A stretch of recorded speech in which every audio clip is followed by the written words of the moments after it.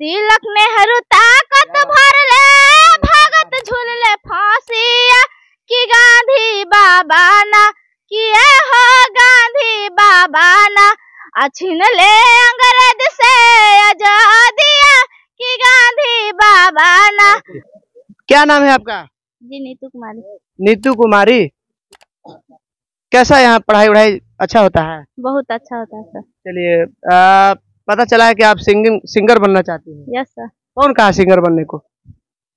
Mummy papa सब बोले थे। मतलब घर से पूरा सपोर्ट है? हाँ सब सपोर्ट। सर जी का भी सपोर्ट है? यस सर। चलिए, कोई गीत हमारे दर्शकों को सुनाइए। यस सर। हाँ। तिलक नेहरू ताकत भर ले भगत झूल ले फांसिया कि गांधी बाबा ना।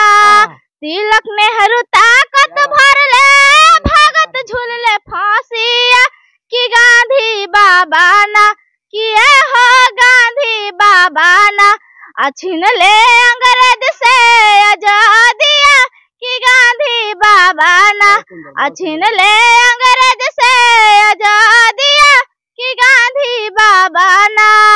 1857 से उठल लड़ाई तब से 1857 से उठल लड़ाई तब से कि अंग्रेज छोड़ल चाहे ना भारत छीनल चाहे ना अंग्रेज छोड़ल चाहे ना भारत छीनल चाहे ना।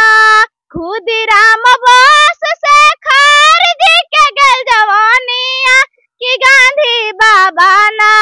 खुदीराम बोस से खारिजी के गल जवानिया कि गांधी बाबा ना किए हो गांधी बाबा ना छीन ले अंग्रेज से आजादिया कि गांधी बाबा ना छीन ले अंग्रेज से आजादिया कि गांधी बाबा ना। क्या बात है, छीन ले अंग्रेज से आजादिया कि गांधी बाबा ना। बहुत प्यारा सा सॉन्ग है।